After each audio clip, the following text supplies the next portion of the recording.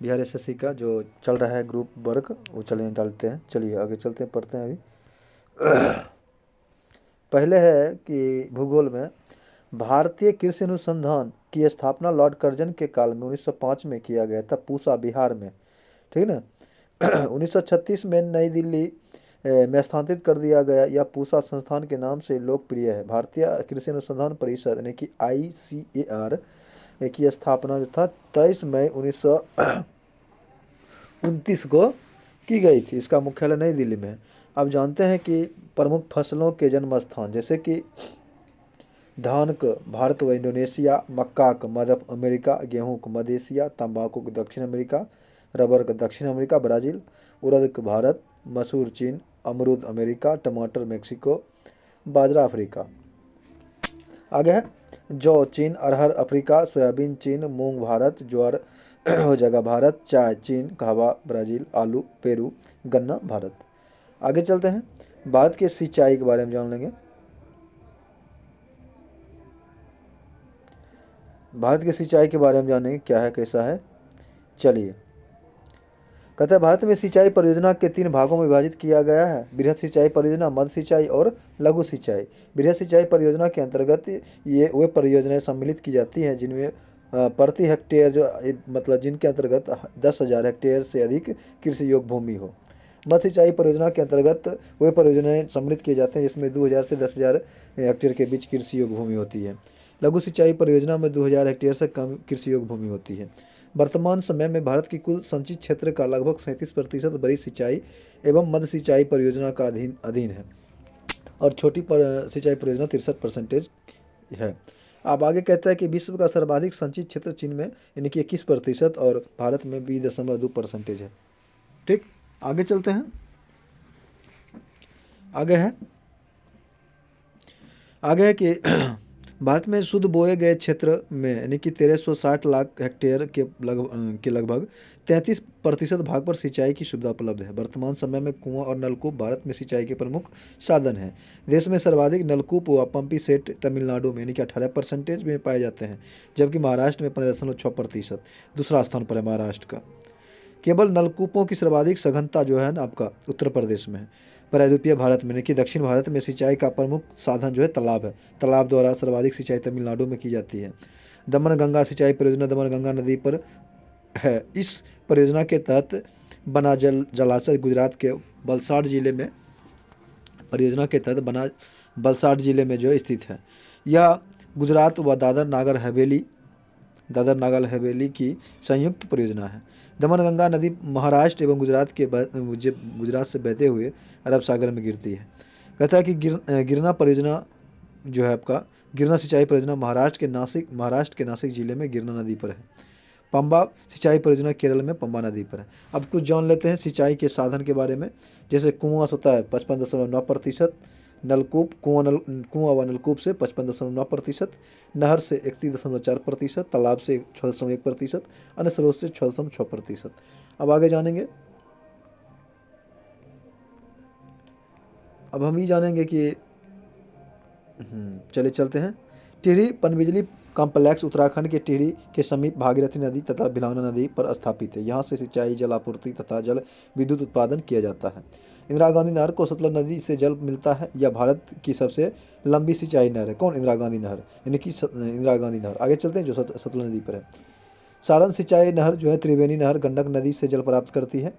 अब आगे के राष्ट्रीय जल सांभर परियोजना का क्रियान्वयन कृषि मंत्रालय द्वारा किया जा रहा है।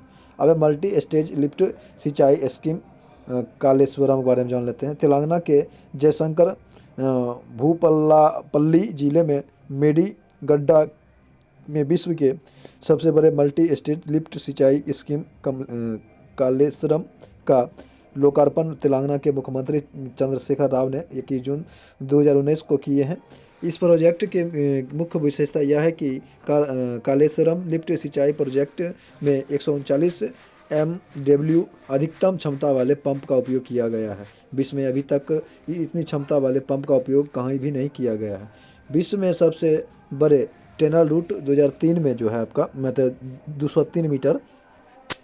203 मीटर का निर्माण किया गया है। कालेश्वरम विश्व की अकेली एकमात्र ऐसी प्रोजेक्ट है जो प्रतिदिन 2 TMC टीएमसी पानी लिफ्ट कर सकती है। इस प्रोजेक्ट के जरिए 45 लाख करोड़ जो है भूमि एवं हजारों गांवों के पानी की जरूरत पूरी होगी। पहली बार ऐसा हुआ है कि जब गोदावरी नदी का पानी कृषि भूमि को पानी की सप्लाई के लिए 92 मीटर की ऊंचाई से फेज में लिफ्ट किया गया है, जो 618 मीटर ऊंचाई तक है। आगे चलते हैं। 92 मीटर की ऊंचाई तथा कोंडा पच्छम्मा सागर में सबसे अधिक 668 मीटर की ऊंचाई है। इस परियोजना से सबसे ज़्यादा श्री राम नगर 200 टीएमसी पानी का उपभोग हुआ है, जबकि सबसे कम अनंतगिरी में 3 टीएमसी पानी उपयोग में लाया जाएगा। भारत सरकार ने 1983 में राष्ट्रीय जल संसाधन परिषद का गठन किया। प्रधानमंत्री इसके अध्यक्ष एवं केंद्रीय जल संसाधन मंत्री इसके उपाध्यक्ष होते हैं। जल संसाधन राज्य मंत्री संबंधित केंद्रीय मंत्री या राज्य मंत्री सभी राज्यों के मुख्यमंत्री होते हैं और संघ प्रदेश के राज्यपाल या उपराज्यपाल हो सकते हैं। जल संसाधन मंत्रालय का सचिव इस परिषद का सचिव होता है। अब आगे कहता है कि भारत के खनिज संसाधन, कहता है कि भारत में खनिज के सर्वेक्षण एवं अन्वेषण के काम जियोलॉजिकल सर्वे ऑफ इंडिया यानी कि मुख्यालय कहाँ है इसका, कोलकाता में। भारतीय खान ब्यूरो का मुख्यालय कहाँ है, नागपुर में। तेल एवं प्राकृतिक गैस आयोग का मुख्यालय कहाँ, देहरादून में। खनिज अन्वेषण निगम लिमिटेड का मुख्यालय आपका पड़ता है नागपुर में। राष्ट्रीय खनिज विकास निगम का मुख्यालय पड़ता है हैदराबाद में। राष्ट्रीय एल्यूमिनियम कारखाना लिमिटेड का जो आपका विभिन्न राज्यों में खाद्यान्न एवं भूविज्ञान विभाग करते हैं। आगे चलते हैं। धारवाड़ क्षेत्र धात्विक खनिजों में सर्वाधिक संपन्न है। भारत में शीर्ष 5 खनिज उत्पादक राज्य क्रमशः जैसे कि उड़ीसा, राजस्थान, आंध्र प्रदेश, छत्तीसगढ़ और झारखंड है। कहता है कि अपरिष्कृत पेट्रोलियम टरियसरी युग की अवसादी शैलों में पाया जाता है। व्यवस्थित ढंग से तेल अन्वेषण और उत्पादन 1956 में तेल एवं प्राकृतिक गैस आयोग की स्थापना के बाद हुआ था। भारत में शेल गैस के संसाधन Cambay basin, Krishna Godavari basin, Kaveri basin तथा विंध्यान बेसिन में पाए जाते हैं। आगे चलते हैं। आपका विविध चल रहते हैं। विश्व के प्रमुख संगठन उनके मुख्यालय, जैसे कि जेट का मुख्यालय कहाँ, जिनेवा है। एमनेस्टी इंटरनेशनल का लंदन है। एशियाई विकास बैंक का मनीला है। पूर्वी आसियान का मुख्यालय जकार्ता है। नाटो ब्रुसेल्स है। अफ्रीकन एकता संगठन का अदिस अबाबा है। रेड क्रॉस का जिनेवा है। सार्क काठमांडू है। और राष्ट्रीय संयुक्त पर्यावरण कार्यक्रम का नैरोबी है। इंटरपोल का आपका पेरिस हो जाएगा, लियोन। विश्व व्यापार संगठन हो जाएगा जिनेवा। अमेरिकी राज्यों का संगठन हो जाएगा वाशिंगटन डीसी। अरब लीग का काहिरा। पारंपरिक कोमेंकोम को हो जाएगा मॉस्को। और WCC यानी कि वर्ल्ड काउंसिलिंग ऑफ चर्चेज को हो जाएगा जिनेवा। और यूरोपीय ऊर्जा आयोग हो जाएगा जिनेवा। अफ्रीकी आर्थिक सहयोग हो जाएगा अदिस अबाबा। पश्चिमी एशियाई आर्थिक सहयोग को हो जाएगा बगदाद। संयुक्त राष्ट्र शरणार्थी उच्चायोग हो जाएगा जिनेवा। अंतर्राष्ट्रीय परमाणु ऊर्जा एजेंसी को हो जाएगा वियना। और संयुक्त राष्ट्र औद्योगिक विकास संगठन का मुख्यालय हो जाएगा वियना। और संयुक्त राष्ट्र व्यापार एवं विकास सम्मेलन का मुख्यालय हो जाएगा अंकटाड हो जाएगा आपका जिनेवा। चलिए चलते हैं। WWF यानी कि विश्व वन्य जीव संरक्षण कोष का मुख्यालय हो जाएगा ग्लाउंड यानी स्विट्जरलैंड। अंतर्राष्ट्रीय ओलंपिक कमेटी का मुख्यालय IOC का मुख्यालय लुसाने हो जाएगा। यूरोपियन कॉमन मार्केट को हो जाएगा जिनेवा। चोगम हो जाएगा आपका स्ट्रासबर्गर। ठीक। पेट्रोलियम उत्पाद देशों का संगठन हो जाएगा वियना। ओपेक का मुख्यालय कहाँ, वियना। आर्थिक सहयोग और विकास संगठन का मुख्यालय हो जाएगा पेरिस। यूरोपीय मुक्ति व्यापार हो जाएगा जिनेवा। राष्ट्रमंडल कॉमनवेल्थ हो जाएगा लंदन। यूरोपीय आर्थिक समुदाय हो जाएगा जिनेवा। यूरोपीय संसद हो जाएगा Luxembourg. European space research organisation हो जाएगा पेरिस। यूरोपियन परमाणु ऊर्जा समुदाय हो जाएगा ब्रुसेल्स। एशिया और प्रशांत क्षेत्र का आर्थिक और सामाजिक आयोग का मुख्यालय हो जाएगा बैंकॉक। यूनिसेफ का मुख्यालय हो जाएगा न्यूयॉर्क। आगे चलते हैं।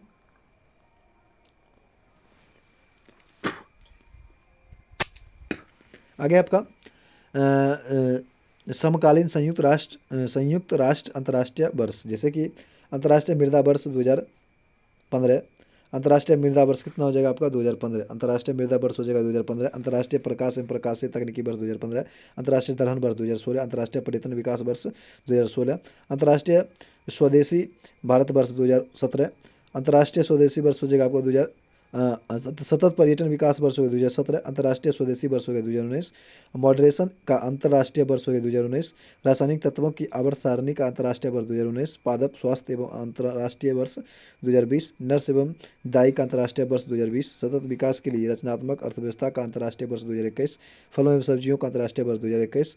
बाल श्रम उन्मूलन के लिए अंतर्राष्ट्रीय वर्ष 2021, आर्टिसानल मत्स्य और एक्वाकल्चर का अंतर्राष्ट्रीय वर्ष 2022, अंतर्राष्ट्रीय बाजरा वर्ष हो जाएगा 2023, और कैमलिडियस का अंतर्राष्ट्रीय वर्ष हो गया 2024। आगे चलते हैं। आगे है समकालीन संयुक्त राष्ट्र अंतर्राष्ट्रीय दिवस, वही चल रहा है, जैसे कि 2014 से 2023 सभी के लिए वहन एवं ऊर्जा का संयुक्त राष्ट्र दशक, 2015 से 24 अफ्रीकी आदिवासी के लिए अंतर्राष्ट्रीय दशक, 2016 से 25 पोषण पर कार्यवाही का संयुक्त राष्ट्र दशक, 2017 से 2018 से 27 गरीबी उन्मूलन के लिए तृतीय संयुक्त राष्ट्र दशक, 2018 से 28 सतत विकास हेतु पानी अभियान का अंतर्राष्ट्रीय वर्ष, 2019 से 28 पारंपरिक खेती एवं संयुक्त राष्ट्र दशक या नेल्सन मंडेला शांति दशक, 2021 से 30 सतत विकास के लिए महासागर विज्ञान अंतर्राष्ट्रीय दशमिक पारिस्थितिकी तंत्र बहाली पर संयुक्त राष्ट्र दशक, 2022 से 32 स्वदेशी भाषाओं का अंतर्राष्ट्रीय वर्ष। अब कहता है कि महत्वपूर्ण राष्ट्रीय अंतर्राष्ट्रीय दिवस, जैसे कि जान लेते हैं जनवरी में कौन कौन है। लुईस ब्रेल दिवस 4 जनवरी, प्रवासी भारतीय दिवस 9 जनवरी, विश्व हिंदी दिवस 4 जनवरी, अंतर्राष्ट्रीय युवा दिवस 12 जनवरी, थल सेना दिवस 15 जनवरी, पर्यटन दिवस भारत पर्यटन दिवस 25 जनवरी, गणतंत्र दिवस 26, अंतर्राष्ट्रीय सीमा शुल्क उत्पाद दिवस 26 जनवरी, सर्वोदय दिवस 30 जनवरी, शहीद दिवस 30 जनवरी, कुष्ठ रोग निवारक दिवस हो जाएगा 30 जनवरी। फरवरी मंथ में जानते हैं विश्व कैंसर दिवस 4 फरवरी, अंतर्राष्ट्रीय मातृभाषा दिवस 21 फरवरी, अंतर्राष्ट्रीय उत्पाद शुल्क दिवस 24 फरवरी, राष्ट्रीय विज्ञान दिवस 28 फरवरी। मार्च में जान लेंगे विश्व वन्य जीव 3 मार्च, राष्ट्रीय सुरक्षा दिवस 4 मार्च, अंतर्राष्ट्रीय महिला दिवस 8 मार्च की सुरक्षा बल स्थापना दिवस 10 मार्च। ठीक, विश्व उपभोक्ता अधिकार दिवस 15 मार्च, आयुध निर्मूलन दिवस हो जाएगा 18 मार्च, विश्व खुशहाली दिवस एवं गौरैया दिवस 20 मार्च, विश्व वानिकी दिवस यानी कि गौरैया आई वन में गई और प्यास लग गई, यानी कि वानिकी दिवस 21 मार्च, जल दिवस 22 मार्च, और भगत सिंह सुखदेव राजगुरु को 23 मार्च, विश्व मौसम विज्ञान दिवस 23 मार्च, राम मनोहर लोहिया जयंती 23 मार्च, विश्व टीबी दिवस 24 मार्च, ग्रामीण सड़क जीवन बीमा दिवस 24 मार्च, बांग्लादेश का राष्ट्रीय दिवस 26 मार्च, गणेश विद्यार्थी बलिदान दिवस 25 मार्च, विश्व थिएटर दिवस 27 मार्च। आगे चलते हैं अप्रैल महीना में विश्व ऑटिज्म चेतना दिवस 2 अप्रैल, विश्व स्वास्थ्य दिवस 7 अप्रैल, वीरता दिवस 9 अप्रैल, अम्बेडकर जयंती 14 अप्रैल। अब आगे चलते हैं 2011 की जनगणना जान लेते हैं। जनसंख्या 2011 की जनगणना के अनुसार 1 मार्च 2011 भारत की जनसंख्या जो है 125 करोड़ के आसपास मिलियन था। ठीक, जिसमें 33.7 मिलियन ग्रामीण थे और नगरीय थे आपका 370.1 मिलियन था नगरीय। ठीक, भारत की कुल जनसंख्या का 182 मिलियन है एक दशक में।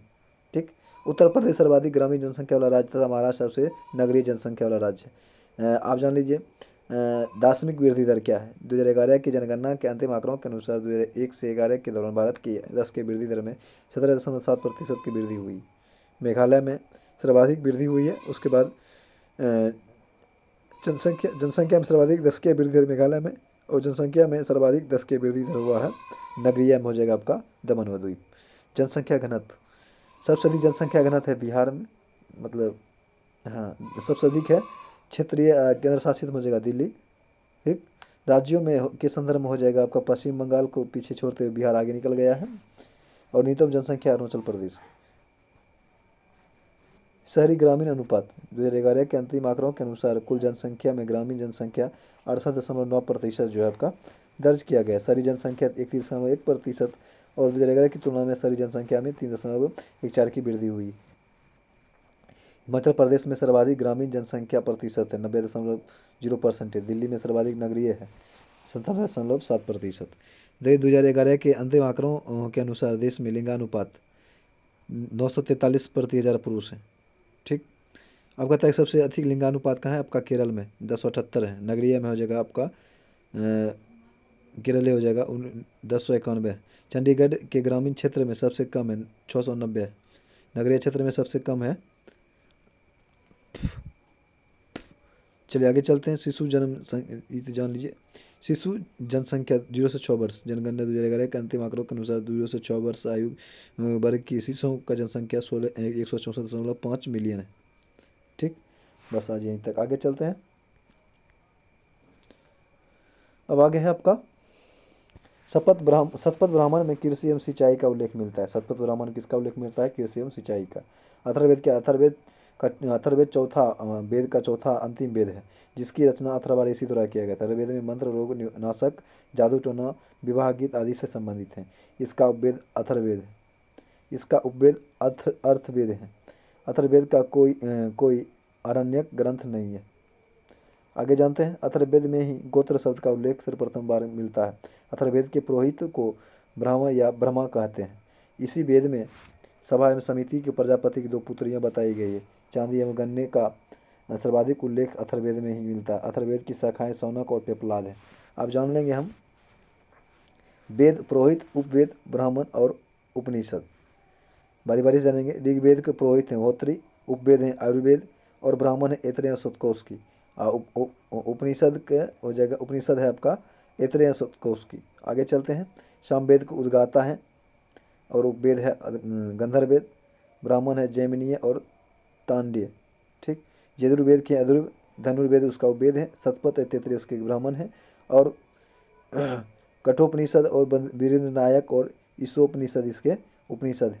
आगे चलते हैं। अथर्ववेद अथर्ववेद पुरोहित ब्रह्मा, उपवेद है अथर्ववेद और आरण्यक है आपका ब्रह्मा हो जाएगा गोपथ और उपनिषद है आपका मुंडकोपनिषद, प्रश्नोपनिषद और मांडुक्योपनिषद। आगे जान लेते हैं आरण्यक क्या है। आरण्यक के बारे में जाने। ऋषियों द्वारा जंगलों में की जाने वाली रचनाओं को आरण्यक कहते हैं। ये दार्शनिक रहस्यों से परिपूर्ण होता है। आरण्यकों की संख्या 7 बताई गई है। ये ज्ञान मार्ग एवं कर्म मार्ग के बीच सेतु का जोड़ने का काम करता है। इनके नाम ब्राह्मण ग्रंथों से जुड़े हैं, जैसे कि ऐत्रेय, बृहन्नायक, कौशोतकी, शतपथ। अथर्ववेद का अपना कोई आरण्यक ग्रंथ नहीं है। ठीक। अब आगे उपनिषद। उपनिषद वेदों का अंतिम भाग है, इसलिए इसे वेदांत भी कहा जाता है।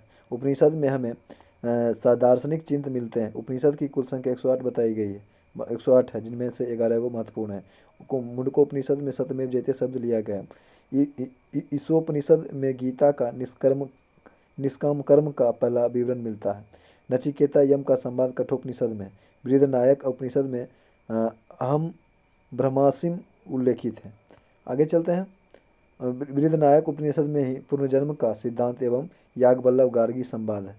आगे है श्वेताश्वर उपनिषद में सर्वप्रथम भक्ति का शब्द का उल्लेख मिलता है। वेदांग क्या है? कहते वैदिक मूल ग्रंथ का अर्थ समझने के लिए वेदांगों अर्थात वेद के अंगभूत शास्त्रों की रचना की गई।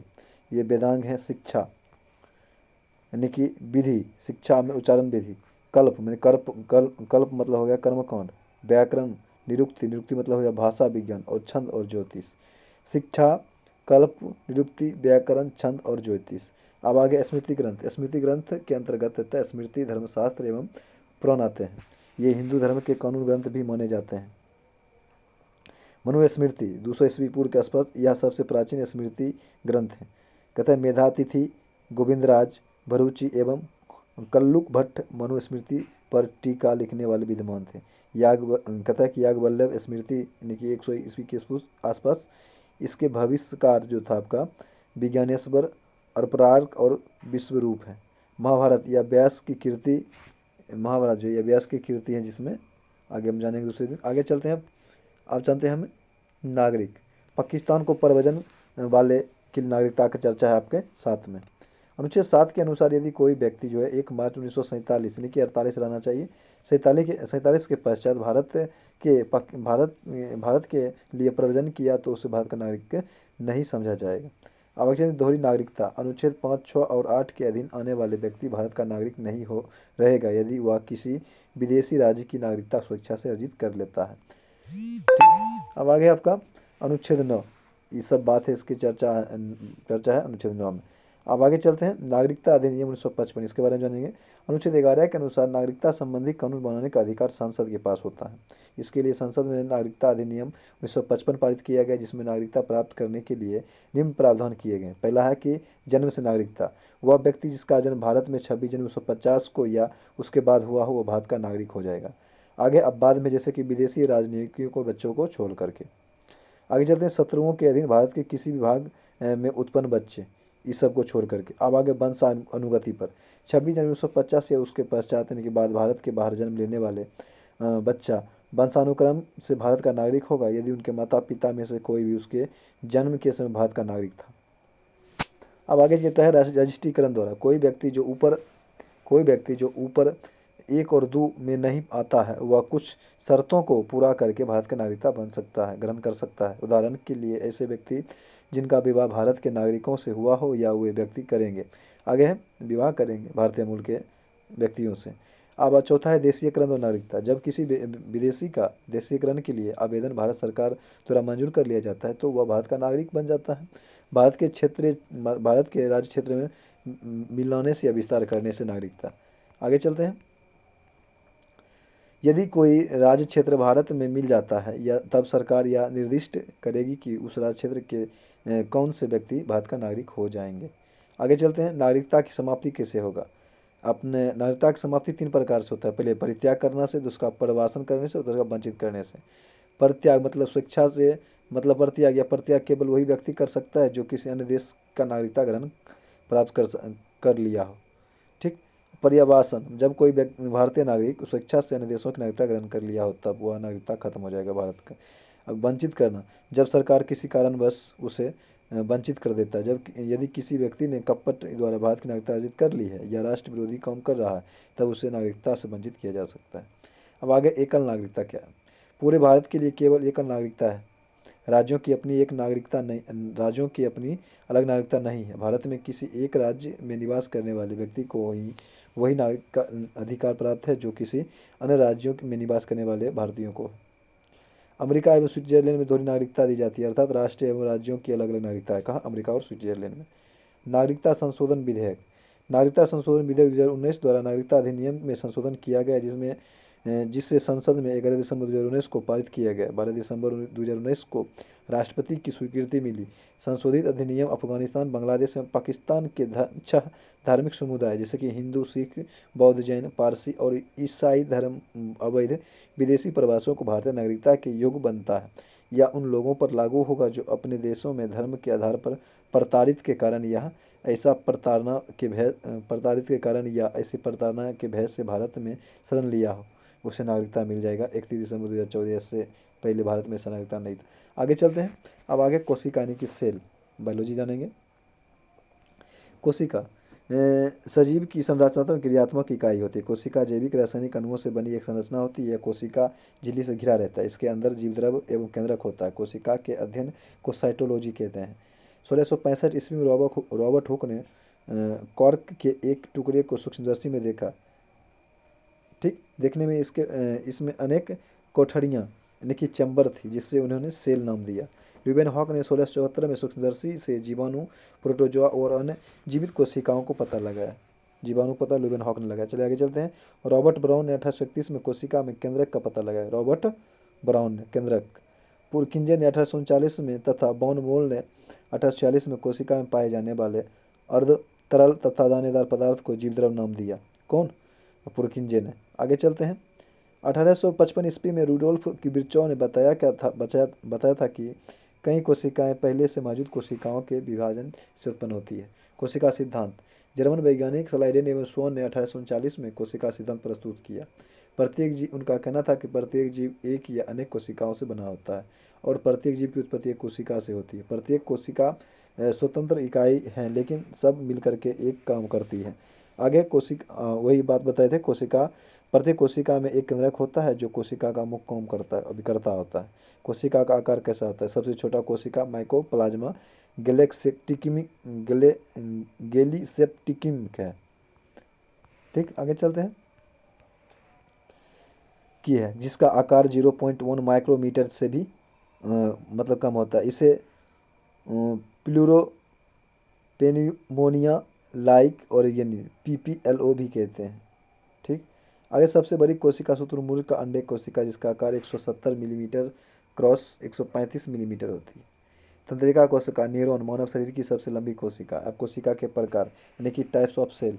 कहता है कोशिका के अध्ययन पर कोशिका की संख्या के आधार पर जीव को 2 प्रकार में बांटा गया। एक कोशिकीय तथा बहुकोशिकीय। एक कोशिकीय इनका शरीर केवल एक कोशिका का बना होता है जैसे कि अमीबा, पैरामीशियम और यूग्लिना। कौन? अमीबा, पैरामीशियम और यूग्लिना। बहुकोशिकीय इनके शरीर जो होता है बहुकोशिका से बना होता है जैसे कि केचुआ, मेढक, पक्षी और मनुष्य। केंद्रक की रचना के आधार पर कोशिका को 2 तरह की होती है। प्रोकैरियोटिक तथा यूकैरियोटिक। प्रोकैरियोटिक इनमें बिना केंद्रक झिल्ली का होता है। प्रोकैरियोटिक प्रत्येक प्रोकैरियोटिक कोशिका एक करी कोशिका भित्ति से घिरी होती है जिसके नीचे अर्धपारगम प्लाज्मा झिल्ली पाई जाती है। कोशिका भित्ति में म्यूरियन पाए जाने के कारण यह जो रीढ़ होता है। जीवाणु की कोशिका भित्ति के अभिरंजन में होने वाले अंतर के आधार पर दो वर्गों में बांटा जाता है। ग्रामीण कहता है कि ग्राम पॉजिटिव जीवाणु, ये जीवाणु ग्राम अभिरंजन को ग्रहण कर बैंगनी रंग बनाए रखते हैं। कहता है ग्राम नेगेटिव जीवाणु इन कोशिकाओं में बैंगनी रंग पूर्ण रूप से घुल जाती है। आगे चलते हैं। अब आगे आपका एसपीडी जान लेंगे। आगे है एसपीडी साइंस में शुष्क बर्फ किसे कहता है? ठोस कार्बन डाइऑक्साइड को। ऑक्सीजन की खोज किसने किया था? प्रिस्टले ने किया था। प्रेशर कुकर खाना पकाने में लगे समय को घटा देता है क्योंकि उसके अंदर का क्वथनांक बढ़ जाता है। दूरबीन का उपयोग किया जाता है दूर की वस्तुओं को देखने में। न्यूमिस्मेटिक सिक्कों का अध्ययन। आगे है धातुओं का अध्ययन। आगे है कौन सा पदार्थ पीने के पानी को शुद्ध करने हेतु बड़े पैमाने पर युक्त है? क्लोरीन। सेक्सटेंस क्या मापा जाता है? मतलब दो वस्तुओं के बीच की कोणीय दूरी। अम्लीय वर्षा किसके कारण होता है? SO2 तथा NO2 के कारण। नाइट्रस ऑक्साइड तथा सल्फर डाइऑक्साइड के कारण। तांबे की गेंद को गर्म करने पर इसका घनत्व कैसे घटता है? विद्युत धारा का चुंबकीय प्रभाव किसने खोजा था? अरस्टेड ने। किण्वन है वो जैविक उत्प्रेरक। किस अम्ल का उपयोग सीसा संचय बैक्टीरिया में किया जाता है? सल्फ्यूरिक अम्ल। विद्युत केतली में किसके द्वारा पानी गर्म होता है? चालन द्वारा। आइसोहाइट रेखा नक्शे में किसका युग्मक बिंदु है? समवर्षाक। विटामिन ए की कमी के कारण होता है रतांजी। दीर्घ दृष्टि संपीड़ित व्यक्ति की विशिष्ट दृष्टि न्यूनतम दूरी 25 सेंटीमीटर होती है। जो मच्छर शीत ज्वर से परजीवी को संप्रेषित करता है मादा एनोफिलीज मच्छर है। चर्बी को हजम करने में पित्त द्रव सहायता करता है, वह स्रावित होता है जिगर से गिर से। कच्चा गाजर किसका अच्छा स्रोत है? विटामिन ए का। आगे चलते हैं। आगे है कि लाल रक्त कण जिसमें उत्पन्न होता है किसमें होता है? अस्थिमज्जा में। नष्ट होता है प्लिया में। कहता है अल्ट्रासोनिक तरंग का क्या मात्रक है? हर्ट्ज। बालकों में अंधा का मुख्य कारण क्या होता है? Vitamin A.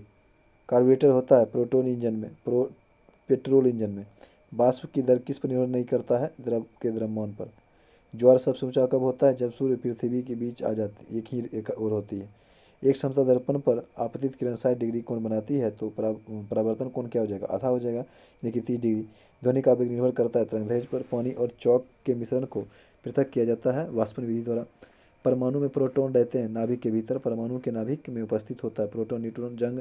उदाहरण है यौगिक का रस्ट यौगिक है। जल का रासायनिक सूत्र क्या होता है? हाइड्रोजन ऑक्साइड यानी कि H2O।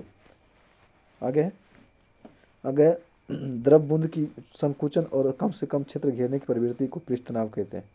कहते हैं नींबू एवं संतरे में कौन सा विटामिन पाया जाता है? सी। विटामिन सी का रासायनिक नाम क्या है? एस्कॉर्बिक एसिड हो जाएगा आपका। चलिए आगे चलते हैं। मानव शरीर का कौन सा भाग सूर्य संशोधन गठिया से प्रभावित होता है? जोड़ वाला भाग। गर्मी में सफ़ेद कपड़े गहरे रंग के कपड़े से अधिक आरामदेह होता है क्योंकि ये ऊष्मा का अवशोषण कर लेता है। आगे चलते हैं।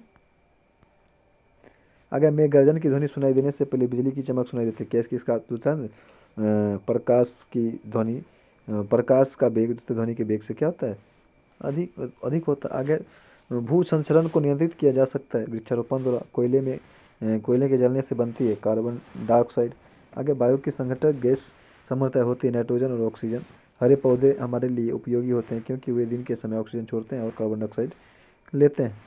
पंखा करने से शरीर में ठंडा की अनुभूति क्यों होती है? क्योंकि शरीर का आर्द्रता वाष्पन के कारण होती है। ऐसा आगे वैद्युत उपकरणों पर केवल तभी काम करना चाहिए जब वह उचित रूप से संपर्कित हो। ऐसा क्यों? क्योंकि जब विद्युत लघुपतन होता है शॉर्ट सर्किट होता है तब उपभोक्ता को बिना कोई नुकसान पहुंचाए विद्युत धारा भूमि में प्रवेश कर जाती है। आगे बर्फ जल पर तैरती है क्योंकि बर्फ कागज से कम होता है। आगे है पारे को जब एक बर्तन में रखा जाता है तब मेनिक्स उसका कई उत्तल हो जाएगा। वर्षा की बूंद गोलाकार होती है सतही तनाव के कारण। रेबीज के टीके की खोज किसने किया था? लुईस पास्चर ने। परम दाब है एक गेज दाब प्लस एक बार। अल्फा बीटा किरणों की खोज किसने किया था? अल्फा बीटा गामा सबको रदरफोर्ड ने किया था।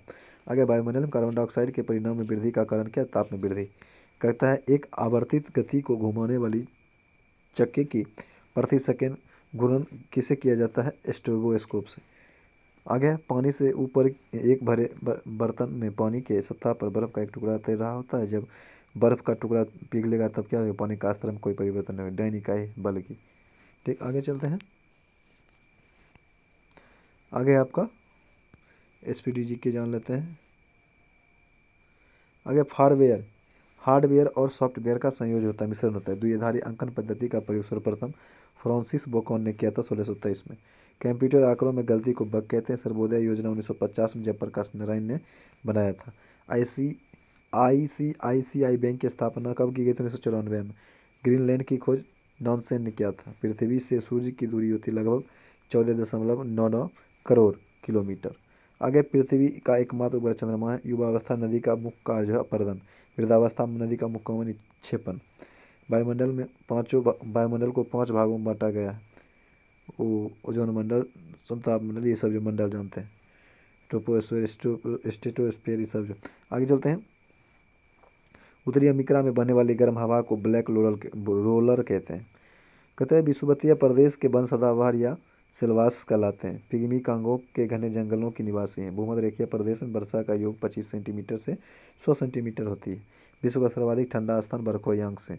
एलिफेंटा पास उत्तरी श्रीलंका को दक्षिणी श्रीलंका से अलग करती है। आगे चलते हैं। मन्नार की खाड़ी भारत और श्रीलंका के बीच हिंद महासागर में स्थित है। आगे भारत की सर्वाधिक प्रदूषित नदी साबरमती है। समान वर्षा वाले स्थान को मिलाने वाली रेखा को आइसोहाइट कहते हैं। मीनामकम हवाई अड्डा कहाँ है? चेन्नई में। किन्नास्वामी अभ्यारण्य कहते हैं, किन्नास्वामी अभ्यारण्य आपका आंध्र प्रदेश में 10 डिग्री चैनल अंडमान निकोबार को बीच स्थित है। मध्य भारत के संविधान का स्वरूप अर्धसंघीय है। अनुच्छेद 1 भारत को राज्यों का संघ होगा। संविधान संशोधन प्रक्रिया का अफ्रीका से कर लिया गया। संविधान संशोधन दक्षिण अफ्रीका से। जो भाग 20 में चर्चा अनुच्छेद 68 में हो जाएगा, 368। आगे चलते हैं। लेट डॉक व मुद्रा संघ सूची के विषय हैं। भारत का एक राष्ट्रपति होगा, अनुच्छेद 52 में। आगे जम्मू कश्मीर का संविधान 26 जनवरी 1957 को लागू हुआ था। मोहम्मद हिदायतुल्लाह ऐसे राष्ट्रपति हुए जो सर्वोच्च न्यायालय के न्यायाधीश थे। कहता है कि संसद के दोनों सदनों की संयुक्त बैठक राष्ट्रपति बुला सकता है। उपराष्ट्रपति का वेतन संचित निधि से दिया जाता है। आगे चलते हैं। राज्यसभा का सदस्य अपना त्यागपत्र उपराष्ट्रपति को सौंपता है। राज्यसभा का अधिवेशन राष्ट्रपति बुलाता है। संविधान कहता है कि संघ शासित प्रदेश से 20 प्रतिनिधि लोकसभा में चुने जाते हैं। पहली बार 27 दिसंबर 1970 को कार्यकाल से पूर्व लोकसभा को भंग किया गया था। भारत के प्रथम लोकसभा अध्यक्ष गणेश वासुदेव मालंकर, जीवी मालंकर थे। अब आगे समान व्यवधान को मिलाने वाली रेखा को आइसोबार कहते हैं। सर्वोच्च न्यायालय की स्थापना 26 जनवरी 1950 को हुई थी। भारत के प्रथम सर्वोच्च न्यायालय के न्यायाधीश हीरालाल जेकानी थे, HL जेकानी है। संसद के दोनों सदनों में प्रत्येक बैठक के आरंभ में 1 घंटा का काल प्रश्नकाल कहलाता है। राज्य विधानमंडल के सदन उस सदन को विधान परिषद कहा जाता है। राज्यपाल सदस्य संख्या का 1/6 भाग सदस्यों को विधान परिषद अनुमोदित करता है। विधान परिषद को विभाग नहीं किया जा सकता। फ्यूज का तार गलन क्या होता है? कम होता है। आगे चलते हैं। वर्तमान में भारत में कुल 25 उच्च न्यायालय। चुनाव आयोग एकमात्र संवैधानिक संस्था है। संघ लोक सेवा तथा राज्य लोक सेवा आयोग का कार्यकाल 6 वर्षों का होता है। UPSC BPSC. आगे चलते हैं। वित्त आयोग का गठन 1951 में किया गया। झंडे में अशोक चक्र का रंग हरा नीला होता है। राष्ट्रगान को संविधान सभा द्वारा 24 जनवरी 1950 को स्वीकार किया गया था। सर्वप्रथम राष्ट्रगीत वंदे मातरम को 1896 में ईस्वी के भारतीय राष्ट्रीय कांग्रेस के कलकत्ता अधिवेशन में गाया गया था। संविधान सभा ने तिरंगा को राष्ट्रीय ध्वज के रूप में 22 जुलाई 1947 को अपनाया। शक संवत का प्रथम महीना चैत होता है।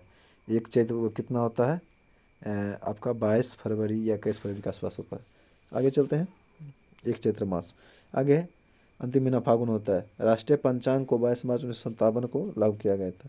आगे है मार्च हो जाएगा। एक चैत्र बराबर हो जाएगा आपका 22 मार्च। आगे चलते हैं। संगीत नाटक अकेडमी की स्थापना 1953 में की गई थी। भारत के थल सेना के प्रथम भारतीय commander in chief KM Cariappa थे। भारत के प्रथम भारतीय नौसेना अध्यक्ष एडमिरल रामदास कटारी था। भारत के प्रथम भारतीय चीफ ऑफ एयर स्टाफ था एयर मार्शल सुब्रतो मुखर्जी। आगे चलते हैं। आगे भारत रत्न से विभूषित प्रथम महिला राष्ट्रपति श्रीमती इंदिरा गांधी थी। विश्व का सबसे गर्म स्थल अल्जीरिया है, दक्षिण अफ्रीका लिबिया में। आगे चलते हैं। भारत की सबसे बड़ी जनजाति भील है। प्रिंस ऑफ वेल्स संग्रहालय मुंबई में स्थित है। 10 डाउनिंग स्ट्रीट लंदन में। स्टैच्यू ऑफ लिबर्टी न्यूयॉर्क में। अर्धगंगा के नाम से कावेरी को जाना जाता है। धान की डलिया छत्तीसगढ़ कहा जाता है। भारत का बिस्मार्क सरदार वल्लभ पटेल को बिस्मार्क का जर्मनी चांसलर था। आगे चलते हैं। संयुक्त राष्ट्र संघ की व्यवस्थापिका महासभा होती है। संयुक्त राष्ट्र संघ की कार्यपालिका सुरक्षा परिषद को कहा जाता है। अंतर्राष्ट्रीय न्यायालय में न्यायाधीशों की संख्या 15 तथा कार्यकाल 9 वर्षों का होता है। विश्व मौसम विज्ञान संघ की स्थापना 9 मार्च 1951 को हुई थी। हिजरी संबत का संबंध हजरत मोहम्मद साहब से। कालीबंगा के मकानों में कच्चा ईंटों का प्रयोग किया जाता है। वैदिक सभ्यता एक ग्रामीण सभ्यता थी। सामवेद को गीतों के रूप में गाया जाता है। पाटलिपुत्र की स्थापना उदयन ने किया। आगे महापद्मा ने नंदवंश के स्थापक। अशोक का नाम अशोक मास की शिलालेख से मिलता है। अशोक के स्तंभ का सर्वप्रथम पता तिफेंतलर ने 1750 में लगाया था। गौतमी पुत्र सतकर्णी सातवाहन वंश का शासक था। कहता है कि अशोकोस कनिष्क का दरबारी राजकवि था। इलाहाबाद प्रशस्ति के लेखक हरिसेन थे। हर्षवर्धन ने 41 वर्ष तक शासन किया था। उसका शासनकाल 647 में समाप्त हो गया। इब्न बतूता मोरक्को का निवासी था जिसने मोहम्मद बिन तुगलक के समय में भारत आया था। इसे काजी नियुक्त किया गया था। नटराज की मूर्ति चोल काल की किसको समर्पित है? मान लो जो शंकर को। आगे पुलकेशिन द्वितीय का दरबारी कवि जो था रविकीर्ति था। आगे सिद्धार्थ को ज्ञान 35 वर्ष की आयु में मिला प्राप्त हुआ। 12 वर्ष कठोर तपस्या के बाद जो था महावीर को ज्ञान प्राप्त हुआ। कहता है कि भारत पर आक्रमण करने वाले प्रथम मुस्लिम आक्रमणकारी मोहम्मद बिन कासिम था। आगे चलते हैं। अब आगे है आपका प्रकृति में सबसे अधिक मात्रा में पाए जाने वाला कार्बनिक यौगिक है आपका सेल्यूलोज। लौंग में कौन सा तेल पाया जाता है? लौंग में लौंग से होता है यूजिनॉल तेल भी बनता है। लौंग से यूजिनॉल तेल बनता है। मच्छर भगाने वाले दवाओं में रसायन का उपस्थित होता है एलिथ्रीन। मार्स गैस किसे कहते हैं? मीथेन को। दुर्गंध युक्त मक्खन व दूध में कौन सा अम्ल पाया जाता है? ब्यूटेरिक अम्ल व लैक्टिक अम्ल। दुर्गंध युक्त मक्खन में ब्यूटेरिक और दूध में लैक्टिक। आगे धूम कोहरा में उपस्थित वह रसायन कौन सा है जो आंख में जलन उत्पन्न करता है? परऑक्सी एसिटिल नाइट्रेट। किण्वन एक जैविक रासायनिक क्रिया है जिससे सर्वप्रथम फ्रांसीसी रासायनिक विज्ञान लुईस पास्चर ने प्रयोग के माध्यम से समझाया था। मनुष्य के लिए सर्वाधिक अनिवार्य बसीय अम्ल कौन सा है? लाइनोलिक अम्ल।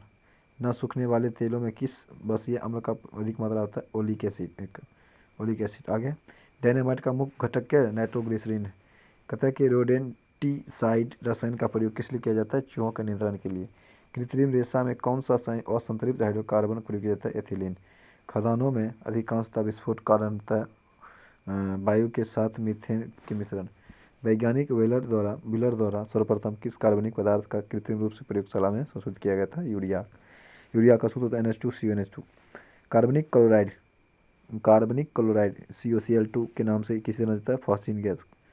आगे परशीतक फ्रियोन का रासायनिक नाम है डाइक्लोरोमीथेन। कार्बोक्सिलिक अम्ल COOH तथा एल्कोहल OH की साथ अभिक्रिया क्या बनती है? एस्टीकरण। कहता है कि हेक्साक्लोरोबेंजीन को किस प्रचलित नाम से जाना जाता है? गैमेक्सिन। आगे चलते हैं। अब आगे है ग्लूकोज और प्रयोग। ग्लूकोज का प्रयोग कहाँ करते हैं? शराब निर्माण में एवं फलों के रस के परीक्षण में। ग्लूकोज का सूत्र होता है C6H12O6। यूरिया NH2CONH2 इसका उपयोग नाइट्रोजन उर्वरक में करते हैं। क्लोरोफॉर्म CHCl3 इसका उपयोग सेल क्रिया में निश्चयता के रूप में वसा तेल तथा विलायक के रूप में करते हैं। फ्लोरोकार्बन्स CFC3 CFC कहता है कि CFC5 कहता है कि AC व रेफ्रिजरेटर में प्रतिशत के रूप में एरोसोल प्रनोदक में। नाइट्रोबेंजीन C6H5NO2 इसका उपयोग विभिन्न प्रकार के पॉलिश एवं रंगों में साबुनों के निर्माण में किया जाता है।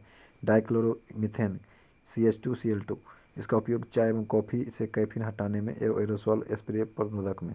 अश्रु गैस टीयर गैस जिसको बोलते हैं, अमोनिया याद आता है इसमें। इसका उपयोग पुलिस द्वारा नियंत्रित भीड़ को हटाने में किया जाता है। मास्टर्ड गैस सल्फाइड इसको सल्फर मास्टर भी कहते हैं C4H10Cl2S। प्रथम विश्व युद्ध में जर्मनी की सेना द्वारा ब्रिटेन एवं कनाडा की सेना के विरुद्ध हथियार के रूप में प्रयोग किया जाता है।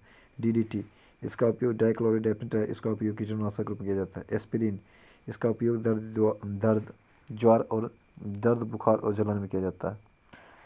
यूरोट्रोपिन C6H12N4 और N4 होता है, इसका उपयोग होता है फिनॉल रोल में। नेप्थलीन C10H8 इसका उपयोग कीटनाशक के रूप में कपड़ा से कीड़ों को दूर करने में, गोलियों के निर्माण में।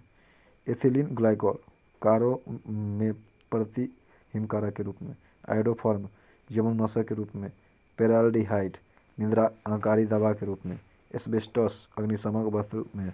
आगे चलते हैं। कहता है कि अल्फ्रेड नोबेल को नोबेल पुरस्कार वितरण एक निधि स्थापित करने के लिए धनराशि दिया गया था। आविष्कार था डायनामाइट। विस्फोटक RDX का अन्य नाम है साइक्लोनाइट, साइक्लोनाइट, हेक्सोजन और T4। टेरिलिन क्या है? कृत्रिम रेशा। नेत्रों का परीक्षण एल्केलॉइड के किस तनुकृत घोल से पुतलियों को फैलाकर किया जाता है? ईओसिन। अब आगे आपका किण्वन का प्रयोग alcohol, bread, biscuit, cake, pastry, दही, सिरका आदि के निर्माण में किया जाता है। अब आगे आपका भारतीय वित्तीय बाजार। ऐसी संस्थागत व्यवस्था जिसमें क्रेता एवं विक्रेता नियमित रूप से वित्तीय विनिमय करते हैं, वित्तीय बाजार कहलाती है। इसके अंतर्गत मुद्रा बाजार, पूंजी बाजार, वायदा बाजार और विदेशी विनिमय बाजार आदि आते हैं। मुद्रा बाजार से लिए जाने वाले ऋण की परिपक्वता अवधि होती है, यानी कि अल्पकालिक होती है, कि 1 वर्ष से कम अवधि होती है। विश्व में कॉल मनी मार्केट का सबसे बड़ा केंद्र किस बाजार को माना जाता है? लंदन मनी मार्केट को। औद्योगिक प्रतिभूतियों के अंतर्गत किसे शामिल किया जाता है? शेयर और डिबेंचर को। सर्वप्रथम किस एक्सचेंज ने विदेशी मुद्रा का वायदा कारोबार शुरू किया था? स्टॉक एक्सचेंज ने, गुजरात में। पूंजी बाजार से प्राप्त ऋण कितनी अवधि के लिए होता है? दीर्घकालिक होती है, करीब करीब 1 वर्ष के अवधि के लिए। वे प्रतिभूतियां जिनकी परिपक्वता अवधि 365 दिन से अधिक हो उसे कहते हैं बॉन्ड कहते हैं। प्रारंभिक सार्वजनिक प्रस्ताव IPO के माध्यम से विश्व में सर्वाधिक पूंजी जुटाने वाली कंपनी सऊदी अरामको है। बुलिश बियरिश अवधारणा किससे संबंधित है? शेयर बाजार से। एम्स्टर्डम स्टॉक एक्सचेंज विश्व का सर्वप्रथम स्टॉक एक्सचेंज था जिसकी स्थापना वर्ष 1602 में हॉलैंड में की गई थी। अब आगे सुपर बाजार से क्या तात्पर्य है? खुदरा विक्रय संगठन मानव पूंजी में बढ़ता हुआ विनियोग किया पर अग्रसर करता है, कुशलता में विकास। गिल्ड एंड बाजार किस संबंधित है? सरकारी प्रतिभूति बाजार से। भारत का औद्योगिक वित्त निगम किस रूप में काम करता है? विकास बैंक के रूप में। आगे चलते हैं। बाजार अर्थव्यवस्था का प्रबल समर्थन किसने किया था? एडम स्मिथ व रिकार्डो जे गलब्रेथ ने। बाजार एक आर्थिक कृति है, यह किस ओर रुझान उत्पन्न करती है? उपभोक्तावाद की ओर। कोई बाजार क्रेता बाजार कब कहलाता है? जब मांग से आपूर्ति अधिक होती है। किसी अर्थव्यवस्था में यदि बाजार की दर को घटाया जाता है तो इसका प्रभाव होता है कि अर्थव्यवस्था में निवेश व्यय को बढ़ाएगा। कंपनी के डिबेंचर धारक किसे कहा जाता है? लेनदार को। भारत के विनिवेश आयोग के प्रथम अध्यक्ष GV रामकृष्ण थे। ऐसे लोग जो द्वितीय बाजार की अपेक्षा प्राथमिक बाजार में निवेश करना पसंद करते हैं उसको स्टॉक कहते हैं। भारतीय अर्थव्यवस्था के संदर्भ में खुला बाजार प्रचलन से क्या आशय? RBI द्वारा सरकारी प्रतिभूतियों की क्रिया और जो है आपका विक्रय से। आगे मुद्रा बाजार का नियमन व नियंत्रण किसके द्वारा किया जाता है? भारतीय रिजर्व बैंक के द्वारा। भारत सरकार द्वारा वर्ष 1993 में रंगराजन समिति की नियुक्ति किसके द्वारा की गई थी? पूंजी निवेश के लिए। S&P 500 किससे संबंधित है? बड़ी कंपनी के स्टॉक सूचकांक से। भारत में राष्ट्रीय शेयर बाजार का मुख्यालय कहाँ? मुंबई में। भारतीय प्रतिभूति और विनिमय बोर्ड का मुख्यालय मुंबई में। National stock exchange of India के प्रवर्तक भारतीय स्टेट बैंक, LIC, GIC तथा RDBI है। कहता है कि BSI ग्रीनेक्स में कितनी कंपनियां सम्मिलित है? 25। आगे के वेणुगोपाल समिति का गठन सार्वजनिक वितरण प्रणाली के लिए अंतर्गत केंद्रीय निर्गमन मूल्य निर्धारण हेतु किया गया था। आगे चलते हैं। आगे है आपका ब्रिटिश भारत में शिक्षा का विकास कैसे हो उसके जानेंगे। व्यक्तिगत प्रयासों में सर्वप्रथम कलकत्ता में शिक्षा हेतु मदरसा की स्थापना वारेन हेस्टिंग्स किया था। 1784 ईस्वी में कलकत्ता में एशियाटिक सोसाइटी ऑफ बंगाल की स्थापना विलियम जोन्स के द्वारा किया गया था। एशियाटिक सोसाइटी ऑफ बंगाल के अधीन सर्वप्रथम भागवत गीता का अंग्रेजी अनुवाद चार्ल्स विल्किंस ने किया था तथा कालिदास की प्रथम रचना विज्ञान शकुंतलम का अंग्रेजी अनुवाद सर विलियम जोन्स ने किया था। विल्किंस और जोन्स। वाराणसी में सर्वप्रथम संस्कृत विश्वविद्यालय की स्थापना जोनाथन डंकन ने किया था। 1800 ईस्वी में कोलकाता में सैन्य और असैन्य अधिकारियों के प्रशिक्षण हेतु फोर्ट विलियम कॉलेज की स्थापना लॉर्ड वेलेस्ली ने किया था।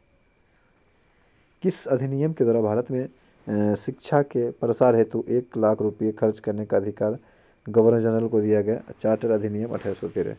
कहता है कि आंग्ल प्राच्य विवाद किससे संबंधित? भारत में शिक्षा पद्धति लागू करने के तरीके से।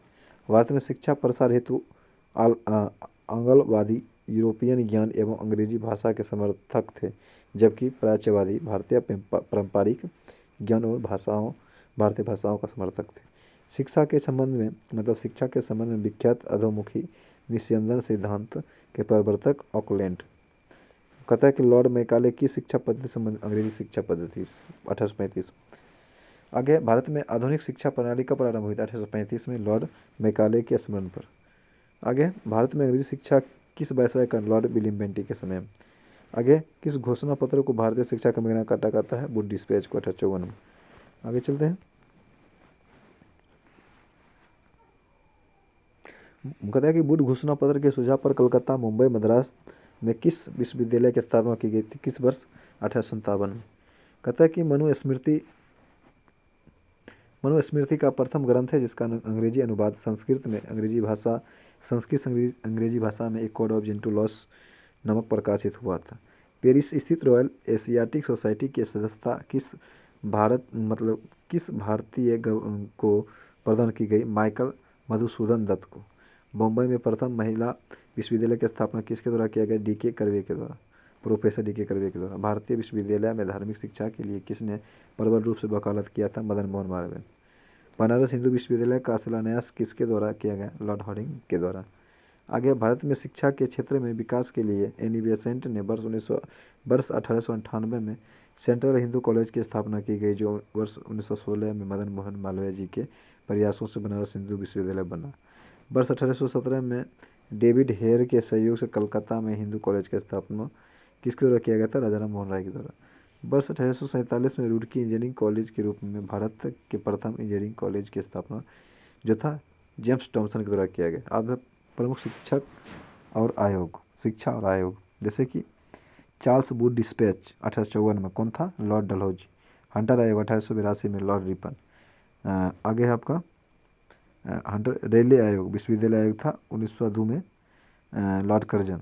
सैंडलर आयोग 1917 में लॉर्ड चेम्सफोर्ड। इंच कैप आयोग 1923 में लॉर्ड रीडिंग। हर्टोज समिति प्राथमिक शिक्षा 1929 लॉर्ड इरविन। लिंसडे आयोग प्रौढ़ शिक्षा 1929 में लॉर्ड इरविन। सर्जेंट आयोग 1944 में लॉर्ड बेवेल। राधाकृष्ण आयोग 1948 में लॉर्ड माउंटबेटन। अब आगे आपका वर्ष 1837 में गांधी जी द्वारा प्रस्तुत वर्धा योजना शिक्षा से संबंधित। आगे है आपका विविध जान लेते हैं। केमिस्ट्री में विविध हो जाएगा आपका। फिजिक्स में यदि लोलक घड़ी की लंबाई 4 गुनी हो जाए तो उसके आवर्तकाल पर क्या प्रभाव पड़ेगा? दुगुना हो जाएगा। रॉकेट की सीधा उत्पन्न करता है संवेग संरक्षण पर। एक अंतरिक्ष यात्री पृथ्वी तल की तुलना में चंद्रमा पर अधिक छलांग लगाता है क्योंकि वहाँ पर कोई गुरुत्वाकर्षण नहीं होता है और वो करता है पृथ्वी की तुलना में कोई टेढ़ा होता है। कहता है कि शुष्क बैटरी में कौन सी ऊर्जा होती है? रासायनिक ऊर्जा होती है। बोलोमीटर का प्रयोग किया जाता है, उसमें विकिरण या तापमान मापने। 20 हर्ट्ज से कम और 20 हर्ट्ज से अधिक आवृत्ति वाली ध्वनि मनुष्य नहीं सुन सकता। 20 से 20 हर्ट्ज के बीच सुनता है। जल का हिमांक होता है 0 डिग्री से। यदि कोई व्यक्ति एक दीवार को धक्का देता है और उस पर विस्थापित करने में असफल रहता है तो शून्य कम किया गया। कहता है कि भैग्रोयोर स्पेक्ट्रम का सबसे अधिक प्रकाश होता किसमें? प्रकाश से संबंधित है, सब होता है बैगनी वेव। आगे चलते हैं। चलती बस के अचानक रुकने में यात्री आगे की ओर झुक जाता है, जरत के नियम या न्यूटन के प्रथम गति नियम कारण। न्यूक्लियर रिएक्टर टाइम बम के लेखक कौन थे? Takashi heroes. Hydrogen carbon vision 2025 की संबंधित पेट्रोलियम उत्पादों के संरक्षण से। यदि कोई सूचना टेलीफोन द्वारा डायल करके अन्यत्र टेलीविजन स्क्रीन पर पढ़ी जा सके तो उस विधि को हम कहते हैं टेलीफैक्स। फ़ारेनहाइट पैमाने में शुद्ध जल का क्वथनांक होता है 212 फ़ारेनहाइट। थर्मोमीटर किस सिद्धांत पर काम करता है? सीबेक के प्रभाव पर। आगे प्लास्टिक का गलनांक होता है 47 डिग्री से। अत्यधिक शीत ऋतु में पहाड़ों पर पानी की पाइप लाइनें क्यों फट जाती है? पाइप में पानी जमने पर पानी का ईंधन बढ़ने के कारण। एक समतल दर्पण पर आपतित किरण साइड का कोण बनाती है, तो परावर्तन कोण साइड हो जाएगा। इलेक्ट्रॉन को उनकी कक्षा में बांधे रखने वाले बल को क्या कहते हैं? स्थिर विद्युत बल। आगे है कलाई घड़ी प्रदर्शन युक्तियों तथा पॉकेट कैलकुलेटरों में द्रव क्रिस्टल का प्रयोग किया जाता है। जो पदार्थ विद्युत धारा को प्रवाहित नहीं होने देता है वे क्या कहलाते हैं? विद्युतरोधी। किसी पदार्थ की सापेक्ष विद्युतशीलता सदैव कितनी होती है? 1 होती है।